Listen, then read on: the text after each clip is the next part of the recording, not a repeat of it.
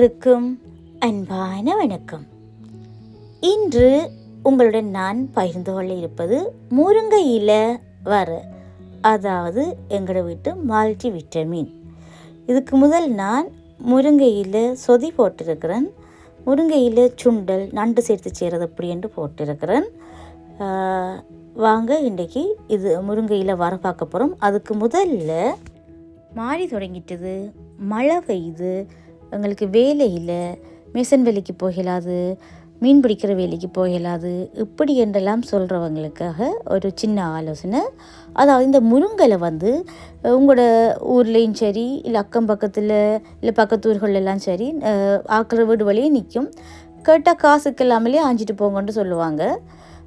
அதை நீங்கள் ஆஞ்சு கொண்டு உங்களோட ஊர் மார்க்கெட், அதில் இப்போ இதில் 10 தண்டு வச்சு கட்டியிருக்குது, இணுங்க வச்சு. இது மாதிரி 10 5 கொஞ்சம் கொஞ்சமாக பிரித்து நீங்கள் உங்களோட ஊர் மார்க்கெட்டில் அல்லது டவுனில் போய் நீங்கள் இதை விற்கலாம். இதே மாதிரி ஊரில் இப்போ சும்மா காணிகள் எல்லாம் நிறைய மலைக்கு முளைச்சி கிடக்கும் நத்தைச்சுரி, குமுட்டி, திராய், பொன்னாங்கண்ணி, கங்குன், இதுகள் மட்டும் இல்லை, சில காணிகளில் தென்னைக்கு கீழே அந்த மூடு பயிர் மாதிரி வல்லாரை போட்டிருப்பாங்க. இந்த வல்லாரைகள் இதோட என்னென்ன அந்த ஞாபகம் வருதில்ல, மூக்கரைச்சி அல்லது மூக்கரட்டைன்னு சொல்லுவாங்க. எங்களோட ஊரில் மூக்கரைச்சின்னு தான் சொல்லுவாங்க. இதுகளெல்லாம் சிலருக்கு சாப்பிட ஆசையாக இருக்கும், ஆனால் டவுன் பக்கமெல்லாம் இது கிடைக்காது. இதுகளையெல்லாம் நீங்கள் எடுத்து டவுன் மார்க்கெட்டில் கொண்டு விற்றீங்கன்னு சொன்னால் உங்களுக்கு நல்ல வருமானம் கிடைக்கும். இந்த காசு இல்லாத பிரச்சனையை கொஞ்சம் மேனேஜ் பண்ணக்கூடியதாக இருக்கும். கட்டாயம் ட்ரை பண்ணி பாருங்கள். வேலிகள் வழியே குறிஞ்சாயில், முசுட்டையில் இப்படியான இதுகளெல்லாம் படர்ந்து இருக்கும். இதெல்லாம் சிலருக்கு அரிஞ்சு சமைக்கிற அளவுக்கு டைம் இருக்காது. அப்போ நீங்கள் அதுகளை அரிஞ்சு கூட ஒரு பேக்கில் லஞ்ச் என்னென்னு சொல்கிறது, இப்போ கறிகள் கட்டுவோம் பேக், அதுகளில் அரிஞ்சு கூட போட்டு விற்கலாம். பணக்காரனுக்கு எந்த பிரச்சனையும் இல்லை, நிம்மதியாக படுத்து தூங்கிடுவான்.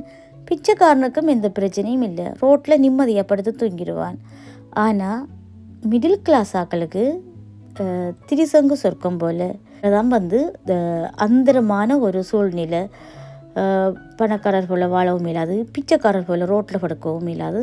அப்படியானவங்க இந்த வீட்டிலேருந்து இப்படியான தொழில்களை கொஞ்சம் செய்தால் உங்களோட செலவை கொஞ்சம் மேனேஜ் பண்ணக்கூடியதாக இருக்கும்.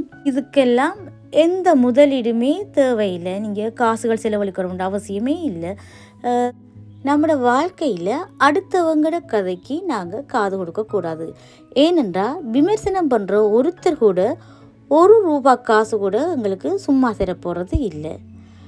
அதனால் வெக்கப்படாமல் நீங்கள் இந்த தொழிலை சுயதொழிலாக செய்யலாம். வீட்டில் இருந்தபடியே கூட நீங்கள் இதை செய்யலாம். வாங்க இனி சமைக்க போகலாம். இப்போ சட்டியை வச்சு அதில் 2 டேபிள் ஸ்பூன் தேங்காய் எண்ணெய் விட்டுருக்குறேன். அதில் கடுகை போட்டு கடுகு வடித்ததும் அரிஞ்சு வச்சு ஒரு பெரிய வெங்காயத்தை போடுறேன்.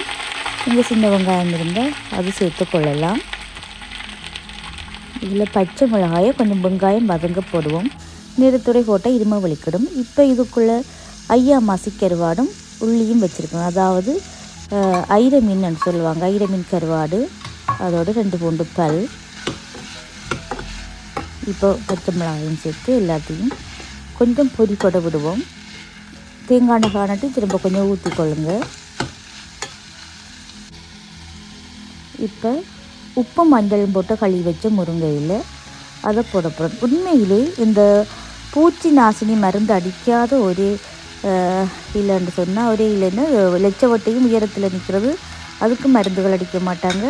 இந்த முருங்கைக்கீரை அதுகளுக்கும் மருந்துகள் அடிக்க மாட்டாங்க. இப்போ பாருங்கள், அந்த தண்ணியை வடிய விட்டு இந்த கீரையை போடுறேன் முருங்கையிலேயே.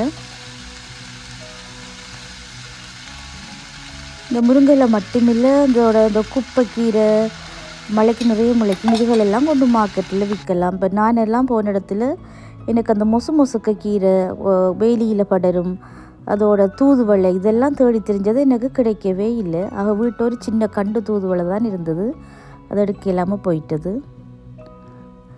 இப்போ நான் நச்சிரகம் பெருஞ்சிரகம் முடித்து போடுறேன். இப்படியான இதுகளையெல்லாம் கிடைச்சா நீங்கள் கொண்டு மார்க்கெட்கள் வழியே விற்கலாம். இதெல்லாம் மிகவும் சுவையான இலக்கறிகள், மூலிகைகள், அதோடு நிறைய மருத்துவ குணங்களும் உள்ளது. அப்போ சனங்கள் தேடி திரிஞ்சு வேண்டுங்கள். இனி இதுக்குள்ளே மிளகுத்தூள் சேர்க்கிறேன். சேர்த்து சீரகத்தோட மிளகுத்தூளையும் சேர்த்து நான் கிண்டுறேன். இப்போ நீங்கள் சைவமாக செய்கிறதா இருந்தால் இந்த ஐயமாசி கருவாடை தவிர்க்கலாம். உங்களுக்கு ஐயமாசி கருவாடு கிடைக்கலண்டா இதோட மாசி கருவாடு அல்லது நெத்திலி கருவாடு, சின்ன கருவாடுகள் போட்டு செய்தால் சுவையாக இருக்கும். இதில் சுவைக்கும் இதில் சத்துக்கும் ஈடு இணையே இல்லைன்னு சொல்லலாம். இப்போ நான் கடைசியாக 2 தேக்கரண்டி வெட்டு மிளகாத்தூள் சேர்க்குறேன். நீங்கள் எடுத்துக்கொள்கிற கீரையோட அளவை பொறுத்து நீங்கள் சேர்த்துக்கணும். இப்போ நான் 10 கீரை சேர்த்தேன்னா அதே வதங்க கொஞ்சம் தான் வந்துட்டுது. ஏன்னா உப்பு காணாத கொஞ்சம் உப்பும் சேர்க்குறேன். உப்பு பார்த்து போடணும். ஏற்கனவே நாங்கள் உப்பு போட்டு கழுவுறதால.